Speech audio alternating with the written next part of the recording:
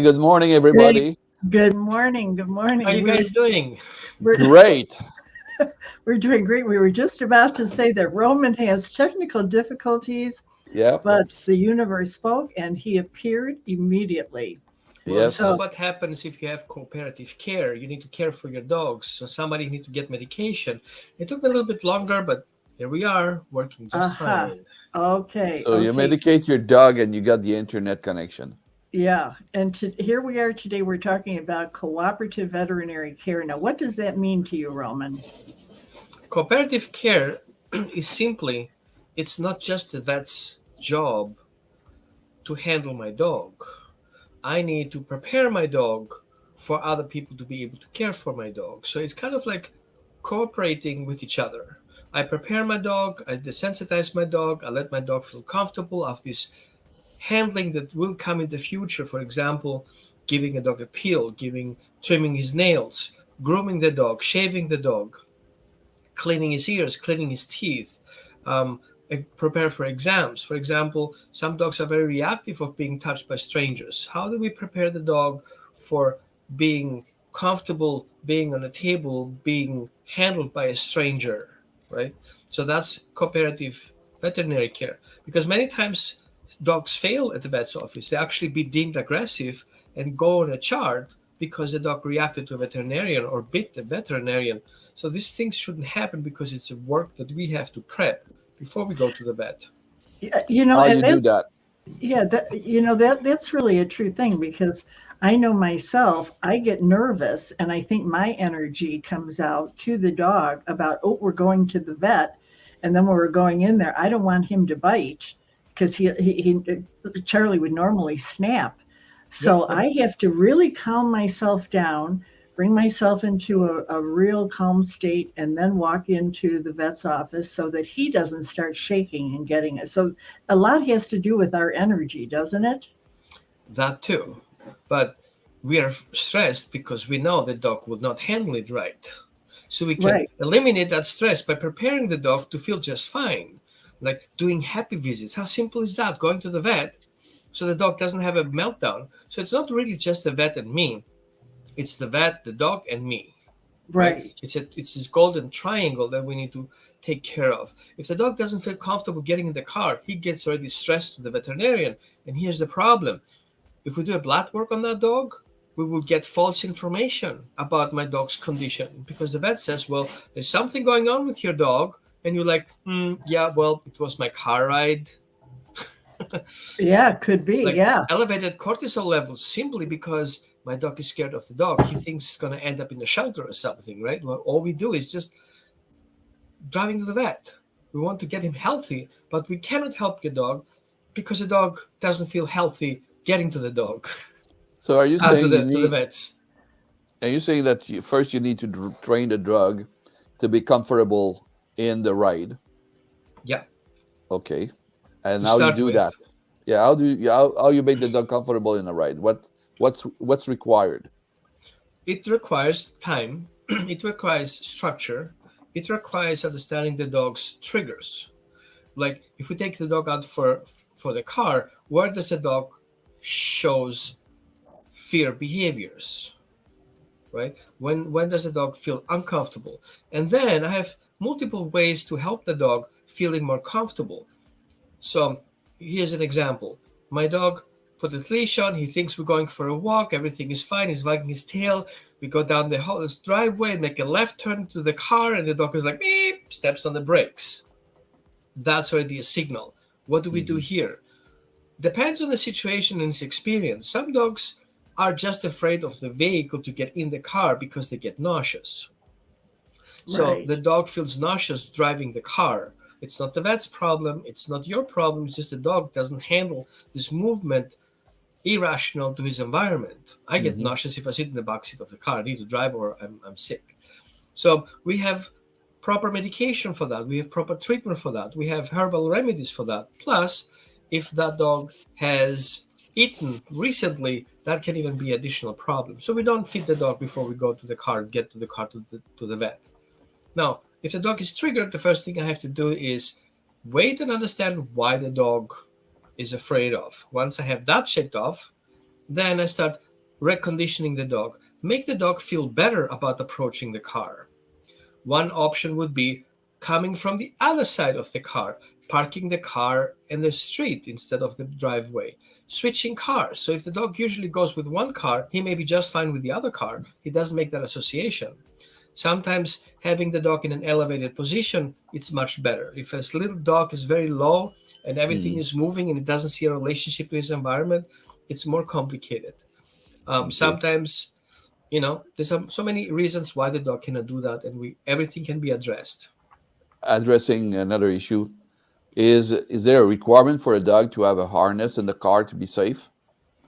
Well, safety first, of course, and there are harnesses that are dedicated to be dog safety harnesses. So just because they have a name of a safe dog harness doesn't mean they are approved for the Right. Department of Transportation to be safe for dogs. Hmm. And imagine a little dog of 35 pounds with a speed of 30 miles an hour being hit by another car of 30 miles an hour. This is 75 miles an hour, 60 miles an hour against the seatbelt. That dog weighs a lot of weight, and that harness will not hold the dog, or either the harness will kill the dog because of the way it's constructed. Hmm. So always Yeah. check that these Yeah. harnesses are approved Yeah. for seats we, for we did a dogs. review of harness like that a few months ago, like last Hmm. year. But okay, so the dog need to be secure, having a proper harness. Do the dogs need to be able to stand relatively tall, or the harness keep the dog down? The lower the better. Lower is Okay, better. Okay. the lower the better. I would prefer the dog would be in the foot area of my co-driver's seat because that's the safest place ever in the car. Yeah. He cannot harm anyone, and even if he gets stuck, the room area around the legs are the safest places in the car. Hmm. Um, So and yeah. and then we have bigger dogs that don't fit down there, so we have to secure them in the back of the car. Okay. Okay, I have actually an acknowledgement to make. With when I take Charlie in the car, for one thing, he loves to go for a ride, and what I do is I wait until he settles down because as soon as he gets in, he jumps on the back seat. I don't really have a harness for him, Hmm. and that's because once he looks out the window, he looks around and everything else, then all of a sudden he lays down in the back seat and he's quiet for the whole time. Yeah, That's so that's a good thing. I don't really have a problem with it. Hmm. Yeah. So one thing I would always suggest: always secure the dog. I've seen, and I helped finding dogs who were involved in accidents. Most of them were not restrained. Few of So I them should were do that. restrained in a transportation crate or a regular crate that's safe for dogs, that is approved for aviation. That's an important key that actually has holding points to hold it down. I've seen many crates just break apart of the weight of the dog in the crate, and if that's a small dog, actually do more damage to the dog Hmm. than without. But Yeah. a harness is a safe place to be, a safe place the dog can move around, it doesn't get overheated, and there's secure cages for dogs, for bigger dogs, in the back trunk of the car if you Hmm. have an SUV or a minivan. Right. Another factor, if the dog is not restrained or attached or have an harness in a car, He can kill you. it can kill you because this is like a moving, a little mass. Let's say your dog weighs 35 pounds. You're in a collision at 35 mile per hour or 30 mile per hour. That's enough mass there to really literally kill yourself. If the dog come There is hit you enough of from the scientific evidence to yeah. prove that a little Hmm. dog can weigh about a ton of weight in a car Yeah. accident with only one car driving. Yeah. With the Now, deceleration, yes. Okay, comparative so care. Yep, go ahead. I was just going to say, so folks, don't follow my advice on this. I started out telling Gaetan, I'm really not good on the cooperative veterinary care or things like that. So look, I've been doing it wrong, and I'm one of these dog influencers. So Right. we can always learn, can't we? So you're absolutely right. You know what I'm going to do now? I've already marked down. I'm going on Amazon, and I'm going to get. I'm going to get. Always make sure that the harness that you're proving, the particular harness, has been tested, because many people say a test harness, but you're not buying that harness, you buy the other one that's untested. Right. Right. So they test And only one harness, but the other ones yeah. are not. And Kathy, I invite you to review the review of harness we did like last year, some time ago. Yeah, we And should there add the was, link to that. yes, and there was definitively dangerous harness, and there was very, very few secure harness. And Really? oh yeah, the demonstration we showed there was in one case the harness was so cheap, poorly done, that a 20-pound dog tear apart the harness on a 30-mile-per-hour collision, and that become like a flying object in the Mm. car. And we found maybe two or three very good harness and rated, safety rated, and approved for a car for dogs. And that, okay, we'll find a link of that Mm. video we produced about at least a year ago, Uh, and we'll take the material out and we republish that. Mm-hmm. okay, yeah, I do remember that show. I wasn't on it, but I remember Roman going over how you have to get a harness that is not restricting the dog's movement. Mm. And And the yeah, harness that the belt goes all over the body and clips actually to a metal gear. And the Hmm. sewing quality is very important. I've Yeah, seen harnesses fail because of the clip, ridiculous. Harnesses failing because of the hook, and harnessing failed that the whole the sewing stitching, part was right? interrupted, and so the Yeah, dog just went through it. yeah. yeah. Well, Dale wants to know, do you use a harness or a cage? I can tell you right now that he doesn't use a cage. I do actually. When I'm driving with the RV, all the dogs are in compartments, so I have Okay. dedicated compartments while I'm driving. So RV, for example, is a very sensitive thing. It's basically made out of wood on wheels. So if I have a crash with mine is aluminum frame, but if I have a crash, the whole thing is falling apart like a cart house, and my dogs Hmm. will be all over the street. And it's very easy, like just a flat tire, you're off the street. Anyway, I do wear harness on my dogs, and I have a metal gear attached to like a metal string attached to the harness to the dog that hooks up on the same system the children's seats hook up on, and that Okay. attached to the dog. Yeah. But on to a certain weight, dogs up to 75 pounds can be securely transported with um, with harnesses. Now, beyond that, there is no test done because these dogs are so heavy they cannot be contained in one system. Right. Yep. Okay. Steve says that he's using roughwear as a transport too.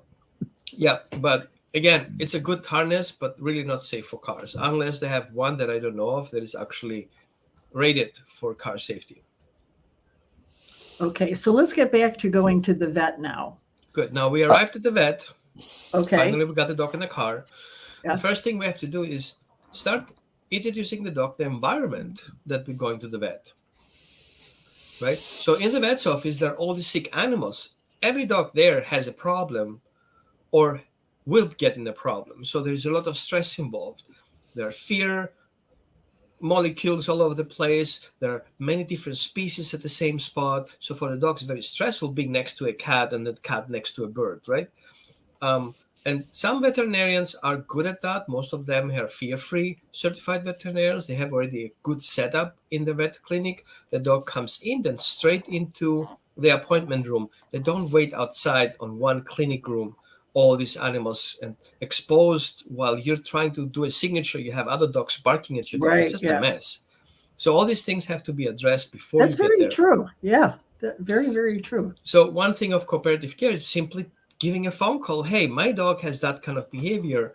Are you guys equipped to handle this kind of dog? Do you guys have a proper size muzzle? If they don't have a muzzle, I need to have a muzzle. And if I don't wear my dog a muzzle and I have to train him to have a muzzle, then I need to teach him how to wear a muzzle. That is preparing the dog for going to the vet visit, right? And then in the vet's office, the first thing we should do is more often go in, just weight check the dog. It's for free. It doesn't cost anything other couple of treats. And the Mhm. veterinarian's office has all these treats all over the place. So you go there, make a happy visit, Dog is fun. He says, "Oh, I'm gonna get my treats." Okay, where do you get your treats? On the scale, and you don't move on the scale and not Yes. wagging tail, just sitting there calmly. Get a treat. 3, 2, 1. Good. Let's go. 75.5 pounds. He gained a pound, right? Yeah. And then the next thing we want to do is getting comfortable with the vet's office. But the Yeah. dog has to I go got in a the pic. I got a picture here. This is what he would look like. He was nervous. Hold on, hold it there. What do you guys see on that dog? Quick question to the Fear. audience, Fear. right? Concern. You see his mouth closed, his whale eyes, ears Yeah. down. Okay, Yeah, yeah. that vet at the vet's office, she's just happy about the dog. That dog is not. So that dog Yeah. needs more help, need more work on that. Hmm. Yeah. So that's what you don't want to see.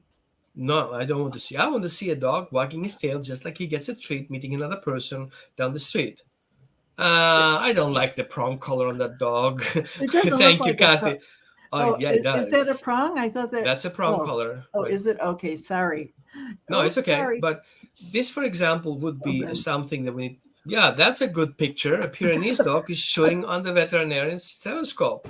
Go Yeah. for it, buddy. Isn't that So- what they're for? Yeah. Exactly. It's chewoscope. Yeah. Yeah. Chewoscope, yeah. It right, costs yeah. $45. That's okay. Yeah, no big deal. That's signature. Steve says that I just got back from the vet, the rehab side. My big guy did great, but I do know how to do. But I do know how to do this. Okay. Right.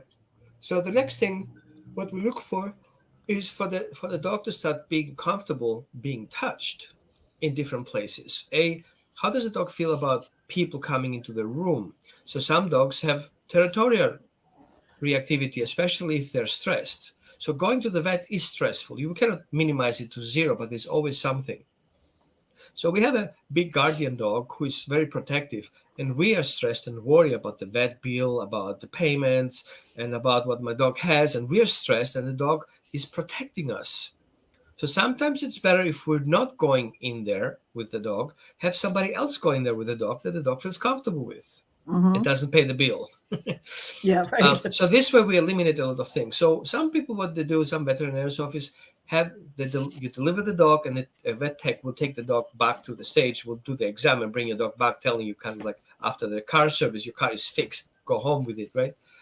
But I think that is a missing point, because a veterinarian needs to talk to you, need to exchange information. There's a history behind that. The veterinarian only see a screenshot of your dog problem. You deal with it every day. And that means that your dog should be comfortable going with you to the vet's office. So again, happy vet visits. Mhm. Just going there, get established with the dog. And some veterinarians who are fear-free certified or stress-free certified, they actually take time with the dog. They hang out, they talk about stuff. The dog has time to sniff the person. It's not just get it done. And it can get very expensive if you want to make it quick. Because picture this, that dog bites somebody. Your Yeah. dog has a problem. So that's a lot of money lost, and it's a life lost. So it's totally worth the time for the veterinarian to take the time with your dog and walk him through the process. What is going to happen? And there is a part of consent. Imagine the veterinarian need to stick a temperature thermometer in his dog butt. Yeah. How would you like it if somebody sticks up in the right? And you're like, what are you doing?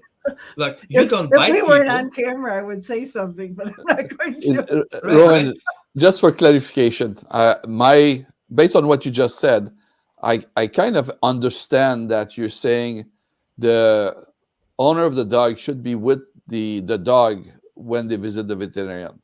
Is that what you try to Yeah. do? Yes, Okay. absolutely. Okay. But that means that some breeds, they are very protective and guarding the owner. Yep. And if the owner is stressed, the dog gets stressed. If the dog gets stressed, he becomes more protective, and more risks are being in place. Yeah. Right. Okay. And the muzzle is not the solution; it's just a tool. Right. You know, just put the muzzle in dog's face, and he has to get okay with it, because that causes more problems. Mm-hmm. Right. Now we have to see. I'm gonna get here my little friend Blackie. Oh, Blackie. I love Blackie. Blackie is Yeah. kind of Hi, a cool dog. Blackie. Hi, Blackie. Hi. Look at Hello. how calm he is. Right there, Yeah. he is totally service free. Yeah. So see, Yeah. for example, the vet has to lift his ears and look inside, right? Like Yeah. picture that. He is next to his face with the dog, have to look inside. All the dog has to do, turn and bite him, Yeah. right? At some point, the veterinarian needs to lift his dog lips and look inside his mouth. So he needs to grab his muzzle and open the muzzle up because the dog doesn't open his muzzle on his own, Mm-hmm. right? So Uh, that is a problem. So what we teach the dog is to rest his head on your hand. So for example, the dog is fine. He says, rest your head. And he comes in and leaks in here so the veterinarian can do all these things to do, oh, very, very, right? very good. Simple things. So the other part that we have to look for is dogs who are injured. They're in pain. They're in discomfort. They Mm-hmm. don't feel well. They will react because they are in pain. So Yeah. sometimes you have to restrict the dog to not move or don't do anything because he has a broken leg. So the veterinarian has to start doing movements and see how it works, right? Mm-hmm. He needs Mm-hmm. to see the dog reacting so he see if that's a problem or not. So what if the dog turns and bites him because he's in pain? Yep. So there are restricting ways to do it. There are abusive way to do it, and there are good ways to do it. So we need to Mm-hmm. know exactly how to do that. So there's a book, and I highly recommend to get that book. It's called Cooperative Veterinary Care, and is written by Deborah Jones. There are different books out there, but this is one that I like in Mm-hmm. particular. It's the 7 Steps to Stress-Free Husbandry, and Okay. then she has other books that are also very good. Hold on a second. Um, Are you sharing the link? um, I sent you guys the link, Okay. and so I think this is a great book to look for. And then you guys can look up online. I can share a couple of links. Okay. Okay. Cooperative Veterinary Care, Alicia Howell. Let me. I don't share the screen, but let me copy that for you. Right. So Share. you can. Yeah. Share it to us, and Just then put it right we'll in the comments. Yes, Just I'll put it do right in the that. comments. or private chat. Yeah, Either that's way. better to do. I need to find the copy link. Jesus, it's difficult to copy things here. Okay, I think I got it. Copy link.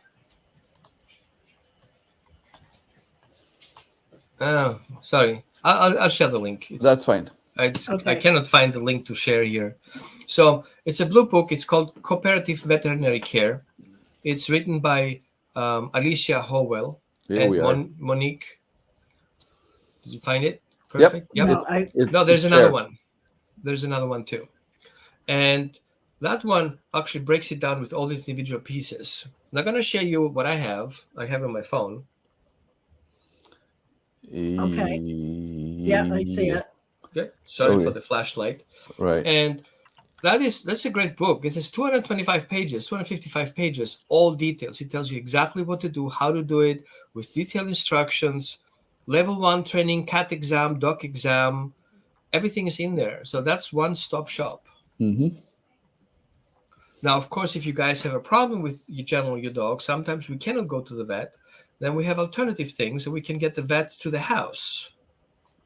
But same thing applies, because still the vet has to look in his eyes, in his ears, in his tail, in his butt, and do a stethoscope exam, which means he has to put something on the dog's belly to kind of check his heart rate. Mm-hmm. So all these things have to be prepared. Right. Yep, that's it. That's the perfect book. Okay. Okay, we got it. I'll put the link in. Okay. How you prepare a dog to be touched by a stranger? Well, do we need to first be able to accept that you touch the dog? right. First of all, we have to understand the concept of consent. For example, if I bring here again my little dear friend Blackie here, and I want to give him a treat, let's open the treat box because he only likes healthy treats, and I give him the treat, and all of a sudden the dog is like, no, I don't want it. Just a simple gesture like that, nope, I don't want it, is a no. Mm-hmm. So maybe the way I approach it doesn't like it, but how about if I offer it? Oh, then he gets curious. Mm-hmm. So that's the difference between avoidance and curiosity. Okay. And then, for example, I can start very simple doing several petting and then give the dog a treat. So he recognized that petting leads to a treat. Touching the ear leads to a treat. Lifting the ear and holding it up leads to a treat. I'm just simplifying things a Right, right. little I bit more understand. detailed. And then we have different options. For example, we can use the dog clicker training, right? So, for example, I can click and reward the dog, click and reward the dog, click and reward the dog. So he associates the clicker with a treat. Here, a great book for you guys to check in on that, Okay, the clicker training for dogs. Let me find right? that and I'll put the link in. And then what we do is we start conditioning the dog that one click equals one reward. And then I ask my dog to lean on my head. I click it, and he gets a treat for it, right? And do it again. Click it, and he gets another treat for it. Simple things like that. Mm-hmm. Now, we're not going down the road to explain to you how to trim your dog's nails, but unfortunately, many times dogs get very worried about the veterinarians because of that nail clipping. Mm-hmm. Like, how much would you pay for nail clipping? How many people are needed to dog nail clipping? 2 people, one to occupy the dog and one to clip the nails. Mm-hmm. Something you can do at home. But some dogs are so sensitive because of certain previous experiences, you cannot just, even holding that is a problem. Okay, that's a nail clipper. Mm-hmm. So if my dog sees that, he's like, oh, what do we got? Oh, we got treats, right? And clip. Not really. But he's better with that in the past, now than he was in the past. In the past, I couldn't even touch his legs. He would just regular bite me, right, when I got him from rescue. But you can work things up. Mm-hmm. And even if you cannot do that with a clipper, then you have a Dremel that you can work on where you can grind the nails. So what we need is the dog to remain calm. So one big exercise that we can do at home is teaching the dog to settle. Now, settle is not just a body language, a dog laying on the floor or flat on the floor, playing dead kind of thing, but it's an emotional state. I trust you to handle me. And these are things that we have to slowly teaching the dog. If we say settle, what does it mean? Go to your bed because you're punished? No, settle means just relax, hang out. Life is good, okay? RV life. And Mm-hmm. hang out and click and reward for being calm and relaxed without having the legs being tense and the ears being back and the tail between the legs. Picture belly up for belly rubbing kind of Yeah, right. situation. Yeah. Calmer than that. Okay? Because we need to be very low on the trigger point. So if a dog does react, he's not getting up and runs off. Right. Make sense? Mm-hmm. Okay, Absolutely. here's the book. Perfect. Okay, I put a link in the comments, folks. That book also will explain different other things. How do we help the dog tolerate the leash? How do we help the dog tolerate certain gestures? That doesn't give you the information about the care. It gives you information how to get there. Right. However, one thing is very important. We need to see the emotional aspect of it. The dog trusts you to go to the vet. It's not something you can condition with a clicker. Okay, something you have to work up to. So an emotion you will not be able to access, but you can change the dog the way he thinks about things. Mm-hmm. So Okay. that's the whole main point. If you see behavior, that's not what our focus is. The thought before the emotion is triggered, before the behavior is shown. That's what our goal is. So we want the dog to think positively going to the vet, not just behaving good. Okay. Okay. So now a question I have with when I'm leaving the vet's office, there's many times where there's another dog that gets aggressive towards Charlie. Mm-hmm. There are some vets that have you go through the back door. That's the regular way to do. I We have think I think indoor that and I think outdoors. that's okay. I think that's a better way to do it in the Yeah, long yeah. run. Yeah. And I also wanted to mention that you had said to make visits to the vet and get your dog to know. I do that. I did that with my groomer because I changed groomers a number of times. I would bring him over there, get to let him get to know everybody, feel friendly, his happy environment, and then we leave. So Right. he doesn't associate that he's going to get a haircut. So now he has a very good time. He likes going to get his hair cut.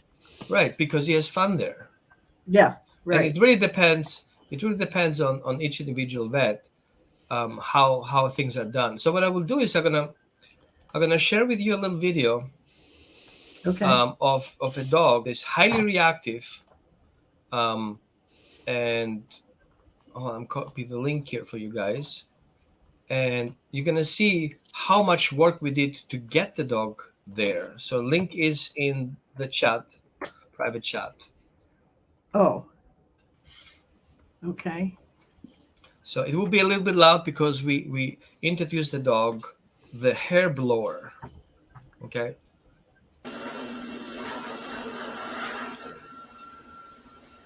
So you see the hand resting there? Mm-hmm. You see, I'm not forcing the dog.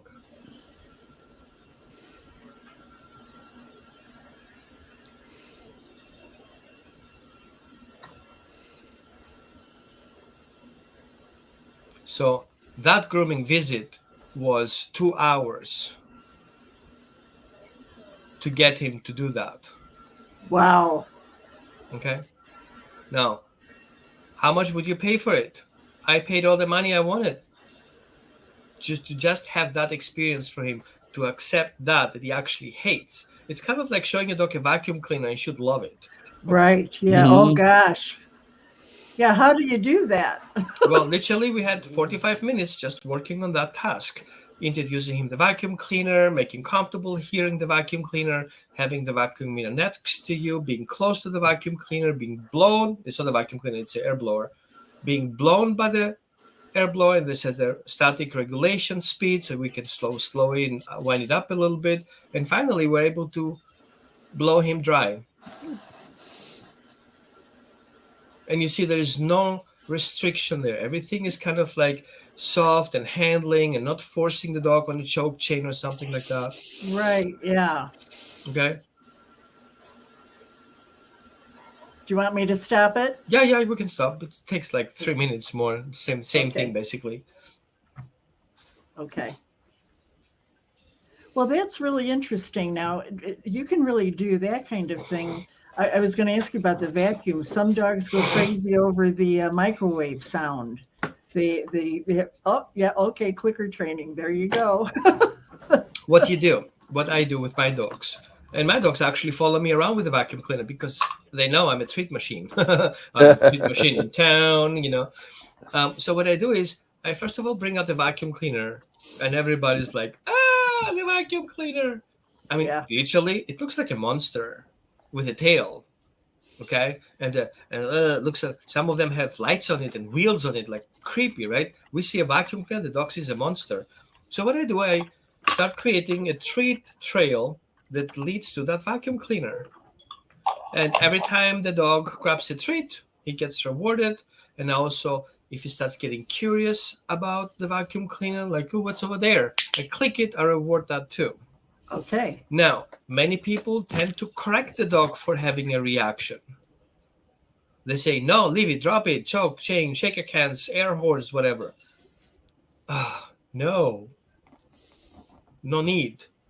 Let the Okay. dog explore it. And once the dog starts making contact with the vacuum cleaner, then I would have a jackpot on top of the vacuum cleaner. Have the dog eat treats on the vacuum cleaner. Really? Right. And guess what? Next time I bring up the vacuum cleaner comes out from your dog's mind.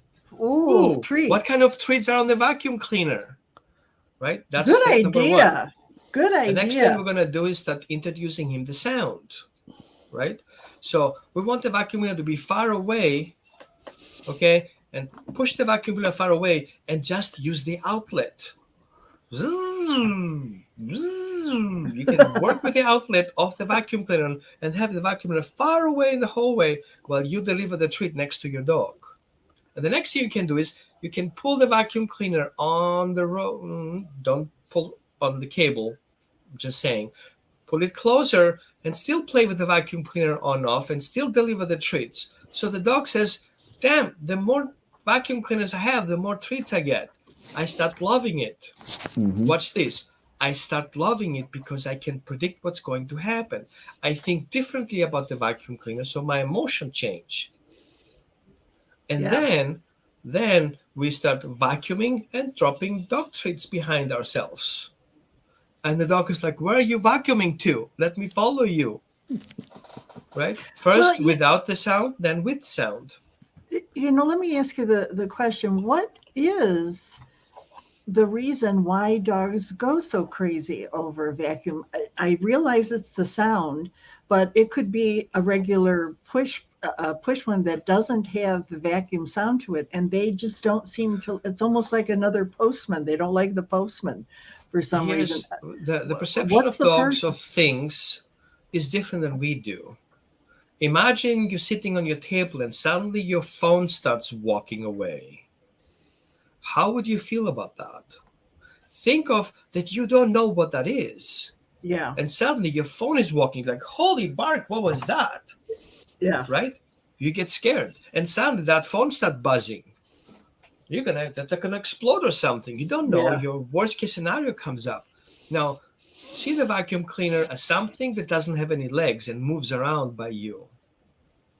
Okay? And then see from a dog's perspective that looks like a salamander or like a snake. It also had this high-pitched sound of the turbine that we don't hear, but it's kind of like having a tornado coming through your house. Are you sitting watching TV when a tornado comes to your house? Because I run. So do dogs. Yeah. So, and they're protecting us then, right? Of course, this thing's going to get you. Yeah. Yeah, going to kill it. I would like to come back to the visit to the vet and address the question of injection. Ouch. Ouch. That hurts. Yes. And Simple how you task. handle that. Very simple. Again, we have our little friend, Blackie. Blackie's butt. Yes. So what we're looking for is that tail to go like this, Yeah. not like that. Okay? Dog is coming here. Hi, buddy. Okay? Now, the next thing I'm going to do is I'm going to use my finger and poke him, usually at the shoulder or at all the places. And depending on the vaccinations that your dog gets or the injection he gets, and then start introducing him how it feels like to be touched. So we have again the clicker. We have again the treats. Super yummy, high value treats. Anyway, and then what you do is you pet your dog and then you touch him over here in a spot and then he gets a treat in his mouth. And the next thing you're going to do is work your way up with that pressure point all at the same time. And then you work your way up to a pencil. Not sharp, just no, right? A pencil, tap him like that because you can smell the pencil. It smells like chicken flavor. Awesome. Little poke and a treat. Poke equals treat. The more you get poked, the more treats you get. And then we need to introducing him the syringe. So what you do basically is start showing him the syringe. This is what gets you a treat. See that? And a treat. And now we're going to fill up the syringe. Oh, right. That gets you another treat. See what I do? Everything that I do gets you something that you like. Yeah. Right? Everything that you do gets you $1 million. What do you want me to do? I'll do it, sort of. Yeah. Right? Right. Yeah. Yeah. And then you show him the dog what's going to happen with that he gets a treat for. Give him an idea. So that goes on your back, just like the pencil. Remember the pencil that has the chicken flavor? That happens too. And you get another treat for that. And later on, what's going to happen, it's going to feel a little bit of a poke. So what I do is I poke the dog a little bit and hold it without the needle on it. Okay? And so the dog gets used to the pressure at that point. He gets desensitized on that feeling of pressure on that particular point. And dogs are very sensitive. They can feel a fly sitting on their coat. It's like a fly sitting on your jacket, kind of, sort of. Right. Yeah. Have you ever felt somebody sitting on your head and a fly or a leaf, and says, you have something on your head, and you're like, what? You don't even know it. The dog knows it. He can feel the weight of the fly on his coat. So there are so many Wow. sensors on it. So Yeah. that needle is basically an atomic bomb on his back. So Mhm. that's why we have to be very careful how we do that. So you don't have to do it in one shot. You can do it multiple days. But once you have that settling, then they actually poke. It's not so sensitive to the dog anymore because the dog is already used what's going to happen. Oh, that little poke gets me another treat. Okay, wasn't so bad. It doesn't kill me. It's fine with me. And this is how you also work with dogs who have also blood sugar problems because they have to be on insulin, and you have to do it twice a day. How do you do there? Skip it? Yeah, You can't. right. You have to. Mhm. And then of dogs, peeling the dog, giving the dogs a peel, because you cannot just giving your dogs the pocket peels when the dog is sick, because he's gonna take it because he knows what's gonna taste like. So I give my dogs sort of pocket peels. I use these meatballs for that. And in the meatballs, I usually put a treat or a dog treat in there that's harder than the meat he's chewing on. So, because dogs have very sensitive teeth, he can feel chewing it that something harder is in it, and he spit it out. Spits it out. Right. Yeah. Right. I was So just what going I to do, say that they're clever. They know how to eat around the pill Yeah, and then but- drop the pill. here's the thing: what you can do, you can make it a game. Take a sausage, and in the sausage, you take a knife and make an X right in there, and I then do stick a that. dog treat in it. A dog treat. Okay. So the first is blank. Ready? 1, 2, 3, up, down the belly. The second one, 1, 2, 3, up, down the belly, and the third one right after. What he does, the first one he chewed on it because he wants to test you what it is. The third one he swallows because the second one he swallows because the third one is right behind it. So he swallows to get the third one. Yeah. All you need to do is to get the dog excited about the treat. So giving that dog treat game is awesome. My Chihuahua, I'm not saying any names, she's so smart. She knows when I'm going to the kitchen and if I open the cabinet. And she's like, oh, it's cabinet time. And she Yeah. knows she gets the supplements. And she's like, I don't want it. But I know that she does it. And on my way out of the kitchen, I accidentally drop a treat and I didn't see it. And she's like, oh, there's something on the floor. I'm like, don't touch this. And she's like, oh, why not? Oh, because it's mine. And she's like, oh, I want that. Good. How about you take that instead? Yeah. And she swallows it, the peel. So sometimes you have to be smarter. So that all these things come to the equation when you go to the vet too. Because it's not about the dog being to the vet, it's the dog feeling comfortable to the vet, and the vet should feel comfortable with your dog. Okay. That's Very, pretty, very good. Excellent. Yeah. Very Thank good you. show. So if you guys struggling with your dogs and you need some help, you know where to go. Yeah. Okay.